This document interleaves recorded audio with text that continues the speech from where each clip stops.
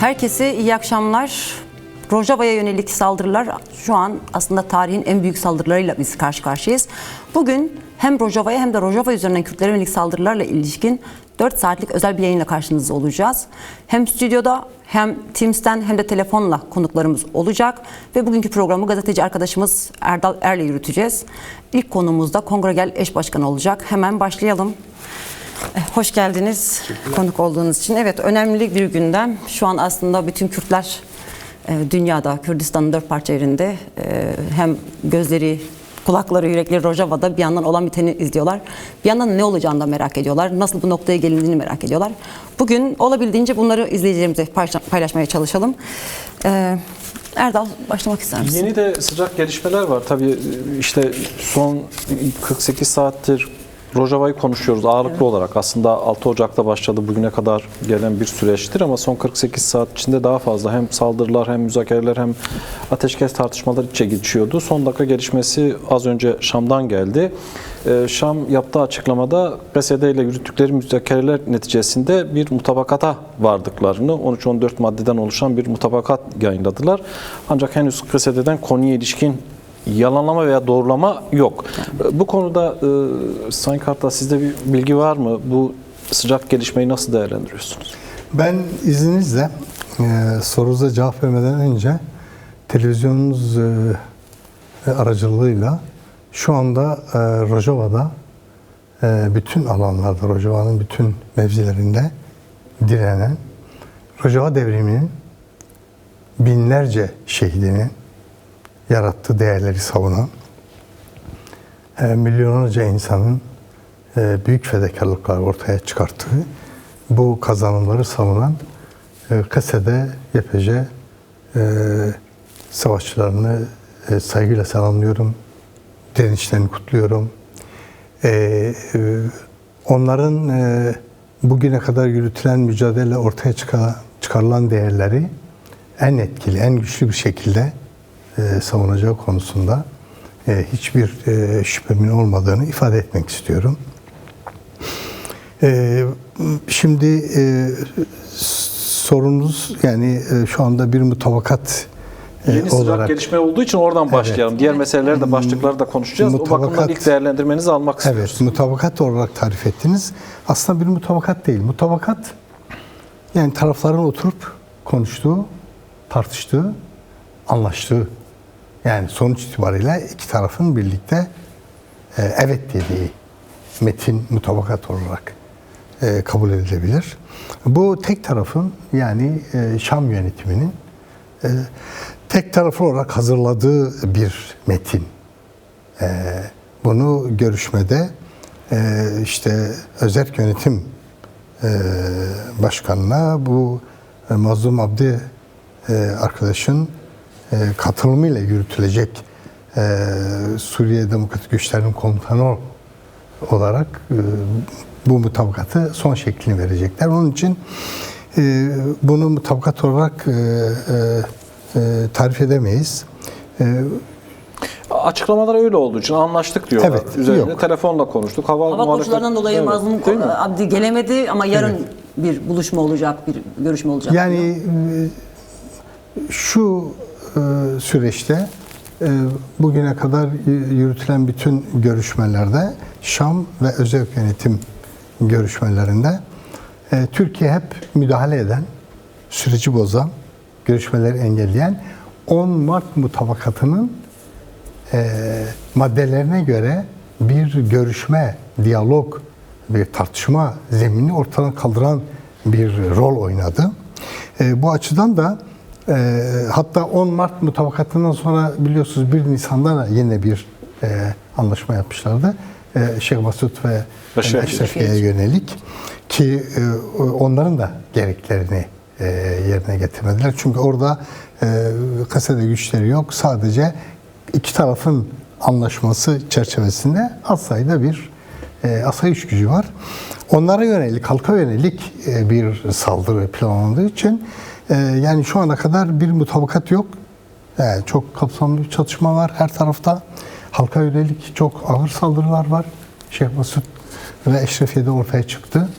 Boyutunda yani uluslararası insan haklarına aykırı, işte katledilen kadın asayiş görevlisinin öldürerek aşağı atılması, ondan sonra bütün sivil insanlara yönelik, hastaneye yönelik, yani böyle bir çatışma sürecinden geldiler. Hala çatışmalar devam ediyor yer yer.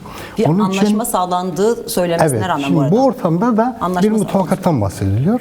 Yani onun için çatışarak aynı Hakan Fidan'ın ifade ettiği gibi zaten bütün bu süreci Türk Devleti adına Hakan Fidan ve Yaşar Güler yani bütün bu ilişkileri yürüttüler. Onların ifadesi o. Bunlar pek kalıdır. Bunlar şeyden anlamaz. Diyalog, görüşme. Bunlar ancak zordan anlar. Bunlara zorun diliyle konuşmalısınız. Bu şeydir. Sonuç olarak ortaya çıkan tablo yani Şeyh Masud'dan Halep'ten başlayarak bugüne kadar süren tablo da tam Hakan Fidan'ın söylediği tabloyu. Onun için şunu demek istiyorum. Yani ortada bir mutabakat yok. Sadece bir görüşme hazırlığı yapmışlar. Yarın eğer koşullar uygun olursa, Mazlum Abdi gidebilirse Şam'da bu çerçevede bir görüşme olacak. Sonucu ne olur tabii bilemeyiz. Zaten müzakere sürecinin devam edeceği de söyleniyor. Maddelerden biri de o. Tombarak biraz önce ilk hesabı üzerinden Tuğba bir açıklamada bulunmuş. Anlaşma duyurusundan sonra diyorsun. Evet. Asıl diyor şey şimdi başlıyor. Yani bir defa bundan duyduğum memnuniyet, yani zorluklar var ama asıl iş şimdi başlıyor. Zorlu bir çalışma bizi başlıyor. Yani müzakereleri kastederek söylüyor. Ama iki Suriyeli lider bir araya gelip bu anlaşmayı yapmasının da önemli olduğunu söylüyor. Birincisi bu. Diğeri de şu. Bunu kabul edersek, yani varsayalım ki böyle bir anlaşma var. Her iki taraf da altına imza koydu. Az önce örnekler verdiniz. Yani Mart mutabakatı, 1 Nisan anlaşması dolayısıyla ateşkesi, Tişrin Barajı etrafındaki ateşkes, Alevilerle ilgili yapılan anlaşmalar vardı. Yine Dürzilerle ilgili yapılan anlaşmalar vardı. Bütün bu anlaşmalar kağıt üzerinde tamam bir şey söylüyor ama sahaya dönüp baktığımızda bunlara uyulmadı. Şimdi de yani sahada bunların uygulanması mümkün mü? Mesela şeylerle ilgili bir madde var. Diyor ki burada Suriyeli olmayan PKK'lerin çıkartılması, yani yabancı olanların çıkartılması. Peki şimdi HTŞ'nin kendisi zaten bir koalisyon. ÖSO bir koalisyon. Ayrıca Türkiye sürekli şunu iddia ediyordu. Yani milli güvenliğimiz tehdit altında. Niye? Rojava'dan dolayı. Şu anda bu metne göre artık böyle bir tehdit yok. O zaman Türkiye çekilecek mi? İsrail veya diğerleri. Yani bu zorluklar göz önünde bulundurduğumuzda bu metnin, bu anlaşmanın hayata geçme ne kadar mümkün? Şimdi şu anda 14 madde var. 14 madde var. Bu 14 madde genel olarak Rojava devrimi olarak tarif edilen Kuzey ve Doğu Suriye özerk yönetimi, işte kadın özgürlüğü temelinde demokratik bir toplum, ekolojik bir toplum yaratma iddiaları ile ortaya çıkan bir devrim. Bunun tasfiyesini pratik olarak hedefleyen, yani Merkezi Şara'da temsilini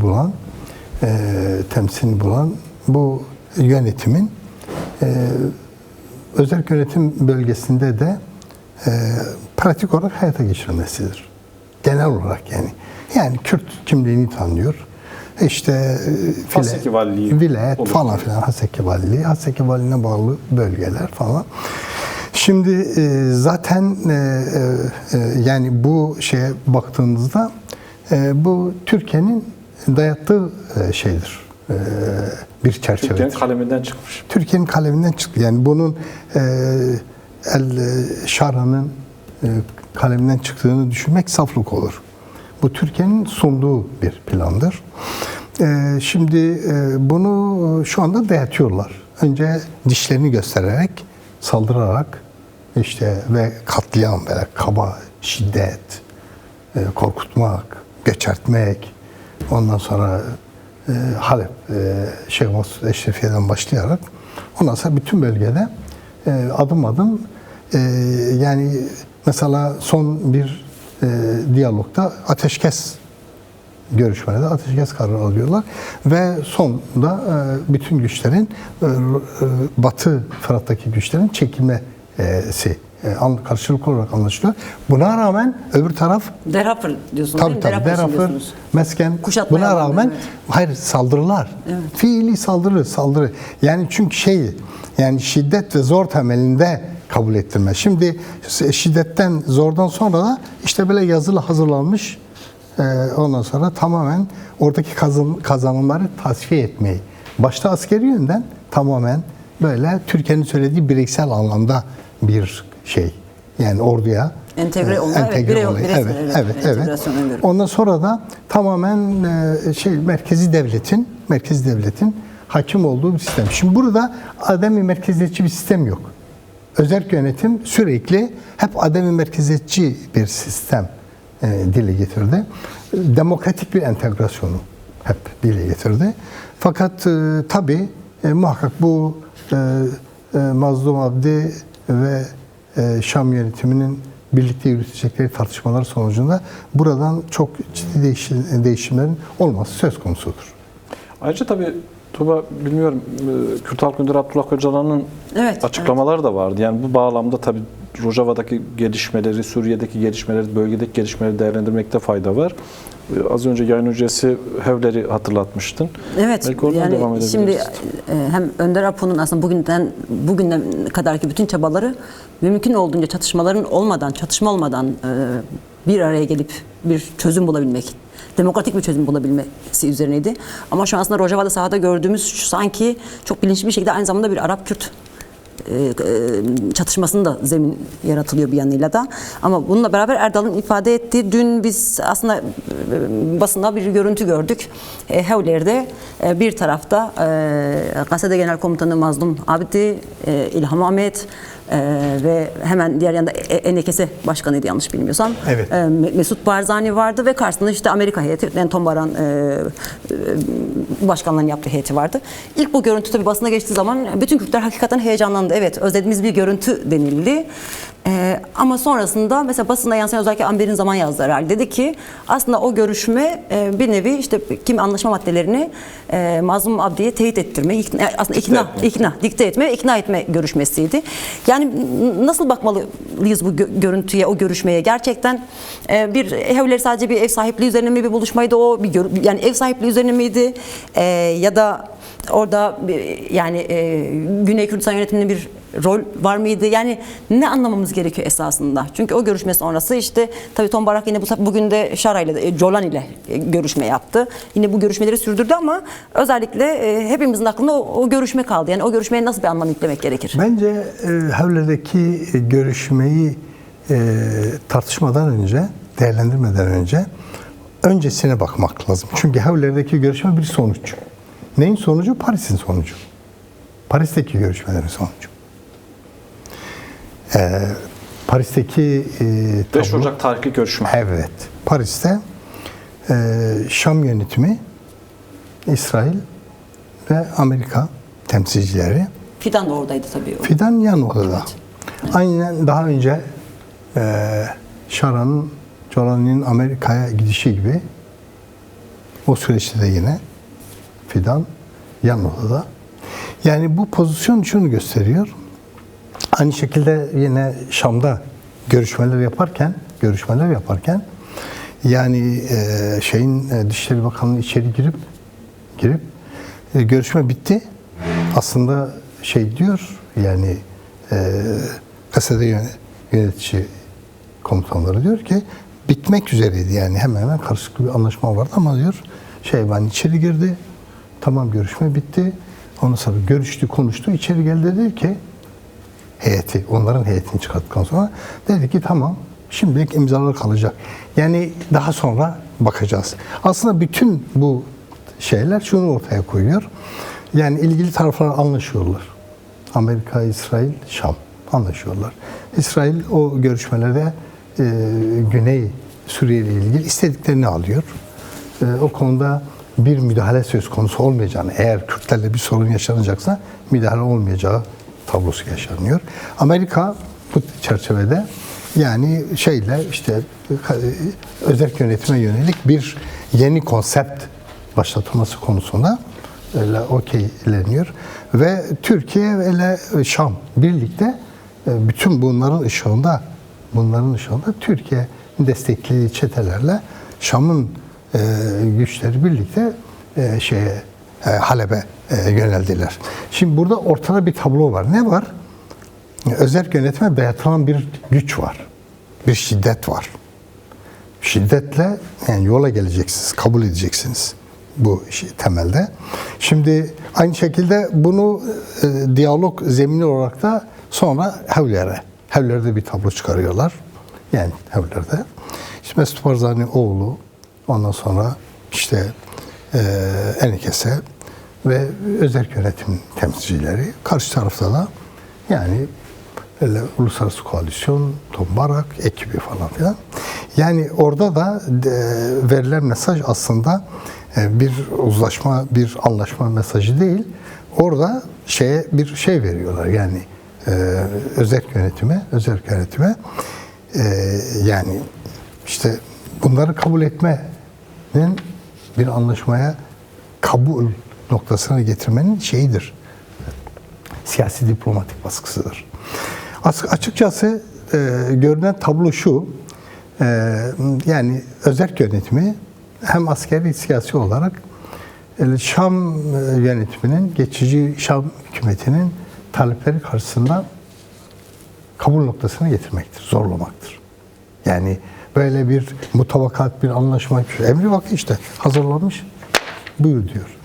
O bakımdan yani bizim görüşümüz şu ana kadar Önder Apo gerçekten bölge halkları, başta da Suriye'de Kürt, Arap bölge halkların yani demokratik entegrasyon çerçevesinde ademi merkeziyetçi bir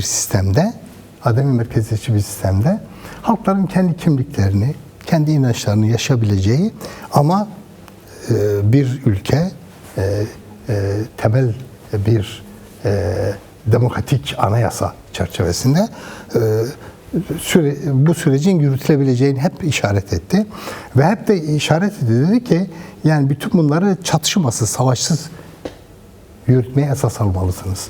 Ama çatışma savaşı özerk yönetime dayatan dışarıdaki Şam, yani Şam ve Türkiye bunu dayattılar.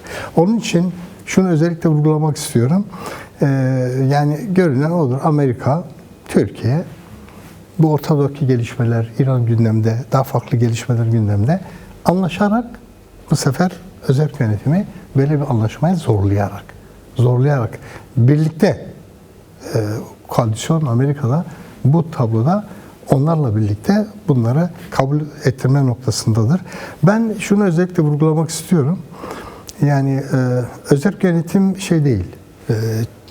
Özerk yönetim sadece bir parti değil. Sadece bir siyasi partiyle ifade edecek bir güç değil. Bir özerk yönetimdeki bütün halkların iradesidir. Kürt, Arap, Asur, Süryan, Ermeni, yani bütün demokratik toplum kimlikleriyle birlikte başta kadın olmak üzere büyük bir güçtür. Ve sadece özerk yönetim, yani Rojava devrimi sadece orada yaşayan halklarla da sınırlı değil. Bütün dünyada ses veriyor. Şunu demek istiyorum. Dünyadaki destekçileri, dostları, sempatizanları ile birlikte şu Rojava devrimi büyük bir güçtür. Ve ben Rojava devrimini kendisine dayatılan, yani demokratik entegrasyonu aşan, tamamen merkeziyetçi bir sisteme biat etmelerini sağlayan, mecbur eden bir mutabakata evet demeyeceklerine inanıyorum. Çünkü bugün başladı bütün her tarafta, dört parça Kürdistan, yurt dışında her tarafta halkımız ayaktadır. Bu açıdan da yani Halep'te, ondan sonra Tapkan'ın ilçelerinde, dışarıda bazı yerlerdeki tabloyla özerk yönetim sahasındaki mücadele, savaşın yani asla benzer olmayacağını inanıyorum. Onun için askeri zor olarak bir sonuç almaları mümkün değil. Bir şey söylediğiniz. Oturup tartışmak durumundadılar. Dediniz ki yani Paris toplantısını işaret ettiniz. Esas karar orada verildi. Uzun süredir Suriye ile ilgili siyasi çözüm arayışları devam ediyordu. Yani arabulucu ülkeler vardı, garantör ülkeler vardı. ABD, Fransa, İngiltere başta olmak üzere, hatta Almanya. Şimdi 6 Ocak'tan sonra bambaşka bir tablo var, bambaşka bir gerçek var. Bu gerçek nedir? Yani Suriye'yi paylaştılar, öyle anlaşılıyor. İşte İsrail, Türkiye, farklı güçler. Kürtlere de öyle anlaşılıyor ki biçilen bir rol ve misyon var. Bir, bu nedir size göre? İkincisi, bu saldırılar karşısında, bu zorla dikte edilmek istenen mutabakat karşısında sahada direnenlerle birlikte Kürt toplumuna düşen, Kürt toplumu veya dostlarına düşen sorumluluk nedir? Şimdi birincisi esas olayın özü yani. Kürtler Rojava'da, Suriye'de alternatif bir çözüm ortaya çıkarttılar. Yani bölgede yürütülen savaşa alternatif, devletlerin, ulus devletlerin bölgedeki egemenlik stratejilerine alternatif, birlikte bir arada yaşayan halkların, farklı inançların demokratik birlikteliğini esas alan, egemenlik çerçevesinde değil, demokratik eşit temsil çerçevesinde bir toplumsal sistem inşa ettiler. Ve bu temelde de Orta Doğu'da kan deryasına dönen Orta Doğu'da Kürt, Arap, Asur, Süryan, Ermeni, farklı toplumsal kimlikler bir arada gerçekten. İşte düşün ki Orta Doğu'da her taraf kan gölü. Hele bu 3. Dünya Savaşı olarak adlandırılan süreçte bütün bölge. Bir de bakalım, yani Kuzey ve Doğu Suriye Özerk Yönetim Bölgesi'ne bakalım. Yani büyük bir demokratik uzlaşma var, toplumsal sistem var. Onun için bizim görüşümüz, inancımız, yani ortaya çıkan son gelişmeler bu demokratik toplumsal modeli, alternatif modeli tasfiye etmesine yönelik bir planlamadır. Yani o açıdan da yani özerk yönetimin askeri, sivil bütün bileşenlerinin yani buna merkeziyetçi bir sisteme, mevcut Rojava devrimi dediğimiz sistemi tasfiye edecek, ortadan kaldıracak. Tamamen merkezi hükümete, sisteme entegre edecek bir şeye evet diyeceklerini sanmıyorum. O bakımdan da ne oluyor sorusu, yani bütün bu gelişmeler öyle, yani Önder Apo'nun demokratik toplumcu manifestosuna yönelik bir konsept olarak da değerlendirebiliriz. Bu yönüyle Kürt kimliğini tanıyan, Kürtleri bilen, Kürt kimlikle sınırlandıran, sadece Kürt kimliğiyle sınırlandıran ve bu açıdan da farklı siyasi adresler gösteren, işte farklı siyasi adresler gösteren, alternatifler yaratan bir tablo görünüyor. Bu çözüm getirmez. Bu Rojava'da şu anda halkın yürüttüğü mücadele açısından ikna edici bir tablo ortaya çıkartmıyor. Ben inanıyorum, yani Rojava kendi demokratik kimliğiyle bugüne kadar yürüttüğü mücadelesini bu süreçte, yani Fırat'ın doğusunda konumlandığı yerde, Fırat'ın batısındaki tablo farklıydı. Fırat'ın doğusunda konumlandığı yerde siyasi, askeri olarak kendisini savunacak etkili bir şekilde, ama çözüme de açık, demokratik entegrasyona açık, ama yani gerçekten halkların, inançların demokratik olarak yaşayabilecekleri, kendilerini temsil edebilecekleri bir çerçevede, süreçte çözümleyici bir tutum alacaklarına inanıyorum.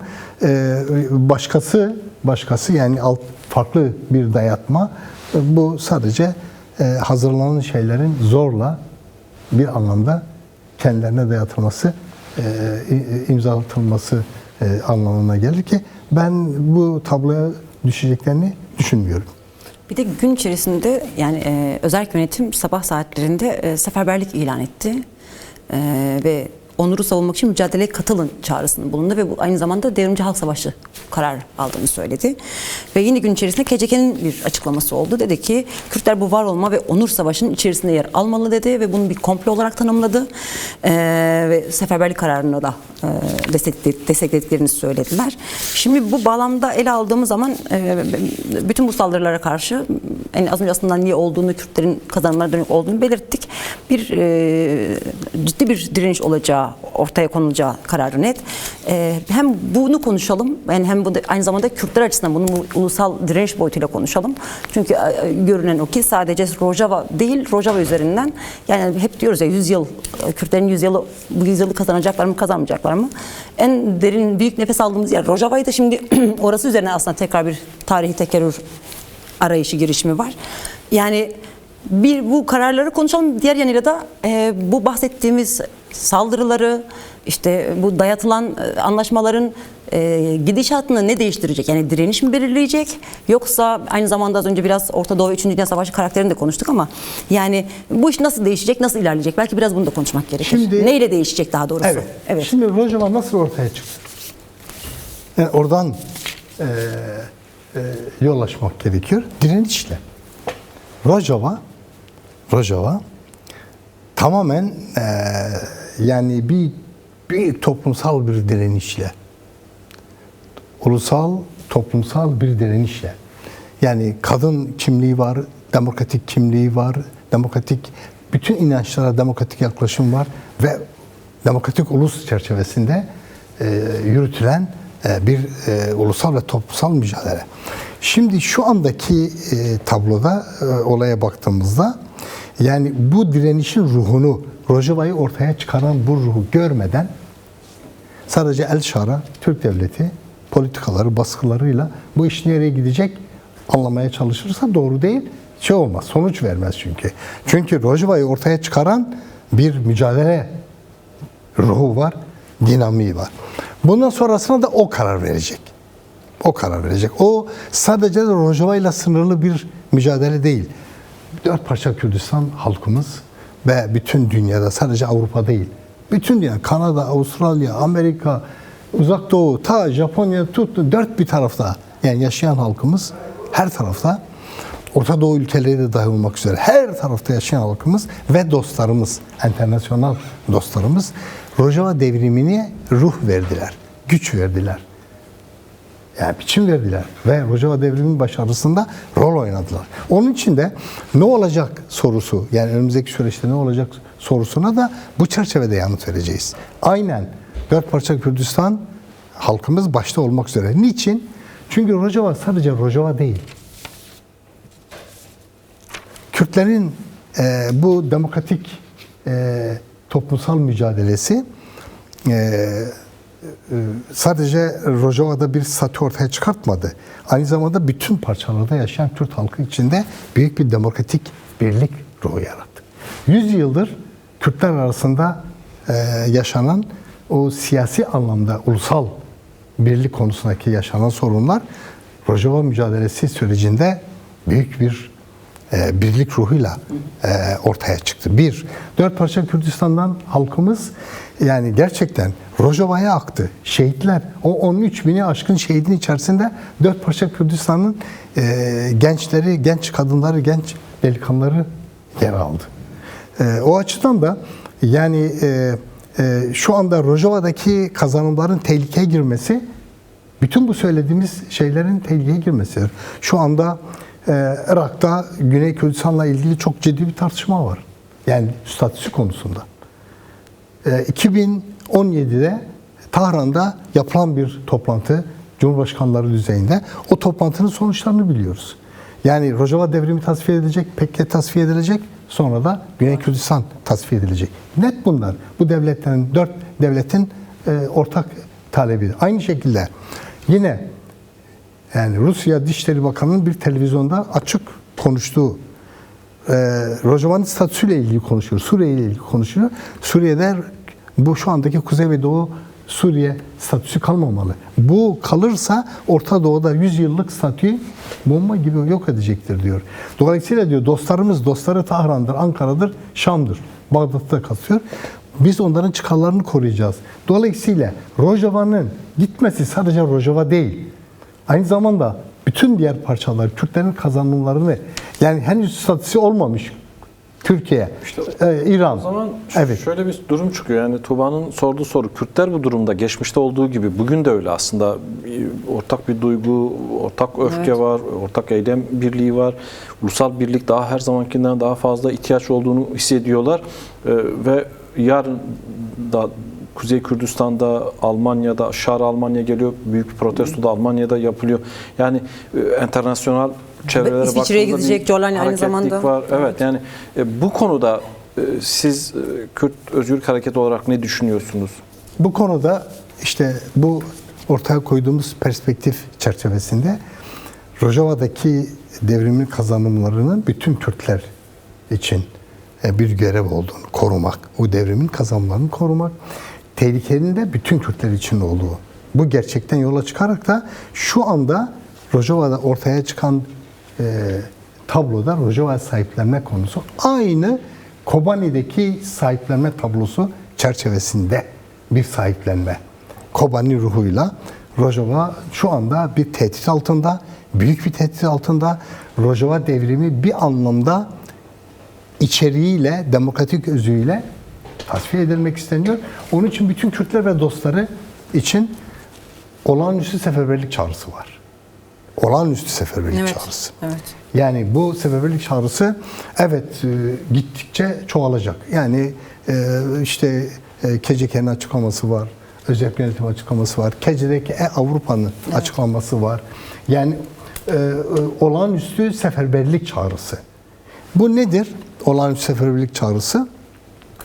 Artık bütün siyasi partiler, yani bir parti, bir grup değil, bütün siyasi partiler, sivil toplum örgütleri, kadın, gençlik, inanç birlikleri, bütün basın, yayın, yani Kürt halkı ve dostları, bütün normal rutin çalışmaları bir tarafa bırakmalı. Yani onları şu anda temel planlama, temel program olağanüstü seferberlik. Ne için? Rojava'ya sahip çıkma. Herkes ayağa kalkacak. Ne yapacak? Şu anda bu politikalara onay veren, sessiz kalan uluslararası sistemi eleştirecek. Rojava devrimi binlerce şehit vererek sadece kendisini değil, uluslararası bütün alanları bu DAEŞ çetelerine karşı korudu ve büyük bir bedel ödedi. Şimdi mükafat böyle mi olacak?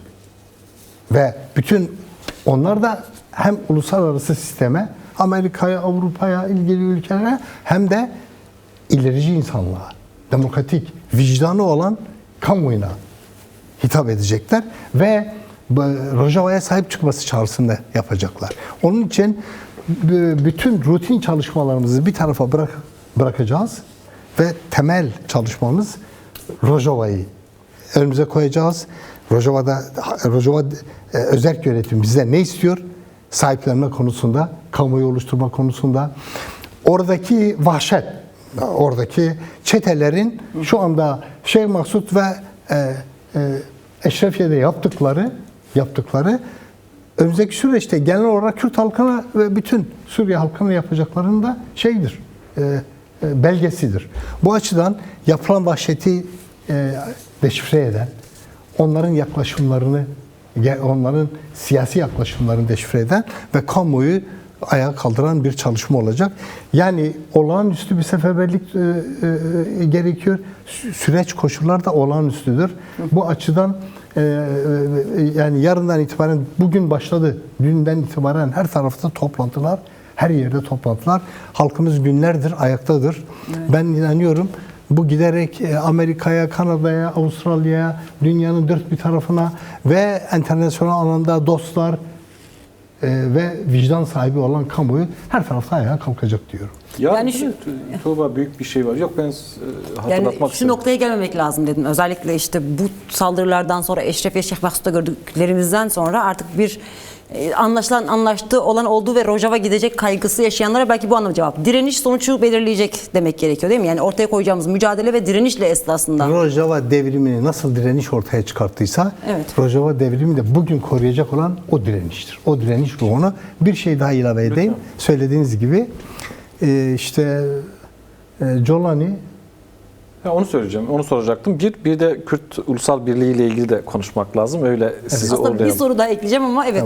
yani az bir zaman Peş peşe hatırlatırız. tamam. O zaman hatırlatalım. Jolani ile başlayalım. Bir Jolani kısa ile değerlendirmenizi başlayalım. alalım. Evet, evet. Yani aslında bu sadece Avrupa'nın değil, Amerika'da Trump başlattı ama Avrupa'nın ve bütün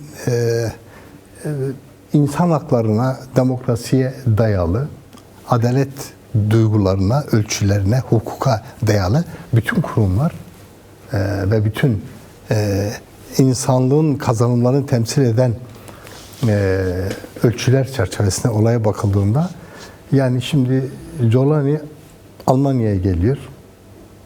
Almanya Avrupa Birliği konuk ediyor. Daha önce Avrupa Birliği Komisyonu Başkanı, Avrupa Birliği Konseyi Başkanı Şam'a gittiler. Bu saldırılar sürecinde.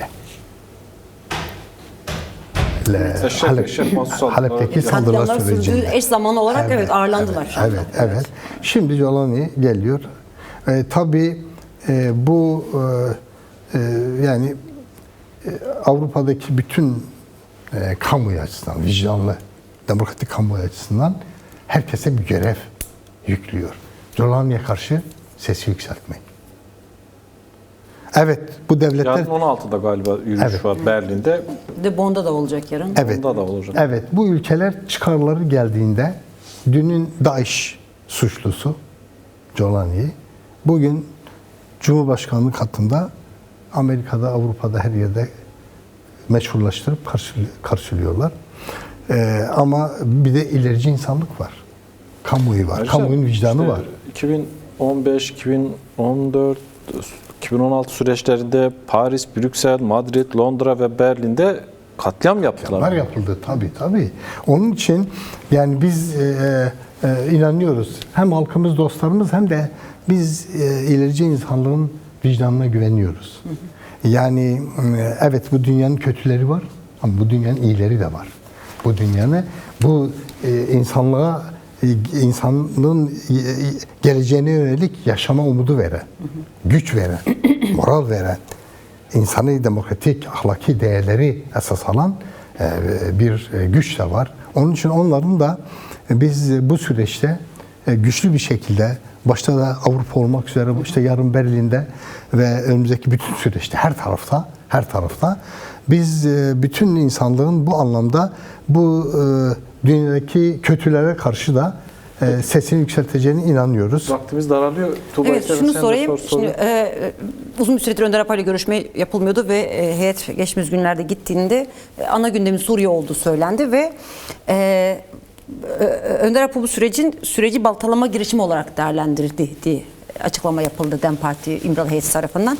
Biraz bunu konuşalım. Şimdi Kürtlerde bir öfke de var bu anlamda. Bu Rojava'da Suriye'deki saldırıların başını Türkiye çekiyor. Yani bir destekçisi falan değil. Doğrudan başını onlar çekiyorken bir yandan da Önder Apay'la bir görüşme yapılıyor. Bir süreç yürütülüyor meselesi var. Şimdi süreci bir yere bıraktığımızda bu saldırılar yani o zaman süreci bozmaya mı götürüyorlar yoksa bu haliyle mi? Yani bu şekliyle mi süreci yürütecekler? Çünkü Rojava'daki Kürtleri bu şekilde kabul etmeyen Bağkur'daki Türkiye'deki Kürtleri nasıl kabul edecek sorusu çıkıyor.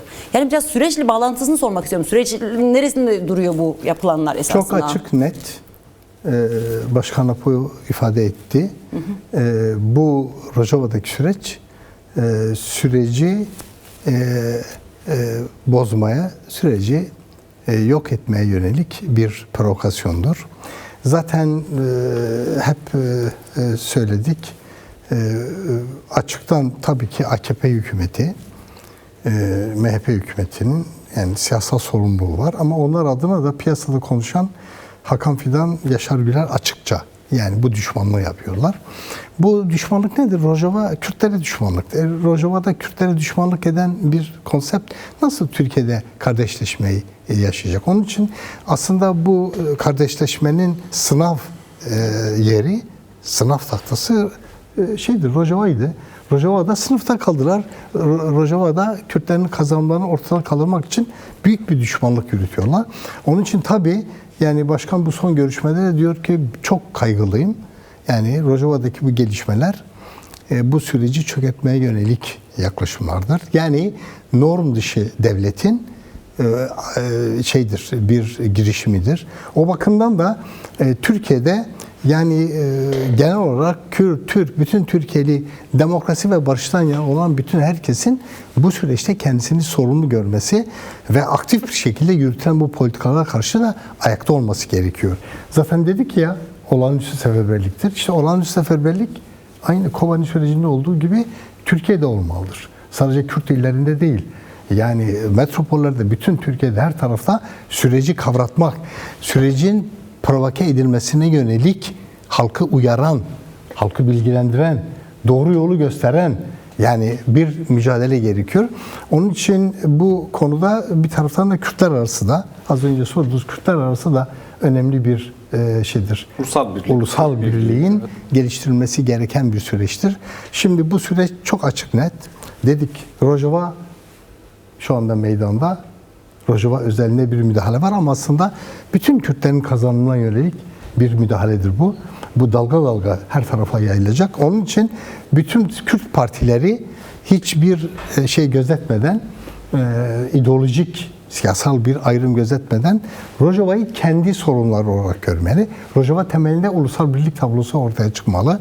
Ortaya çıkan önümüzdeki süreçte Keneke üzerinden bütün siyasi partiler hem kendi adlarına hem de ulusal birlik platformlarında seslerini yükseltmeli. Bütün dünya görmeli ki Kürtler Rojava'da birdirler. Artık Kürtler eski Kürtler değil. Kürtler hangi planda? Bugün İran'da, Rojava Kürdistan'da, İran'da bir tablo var.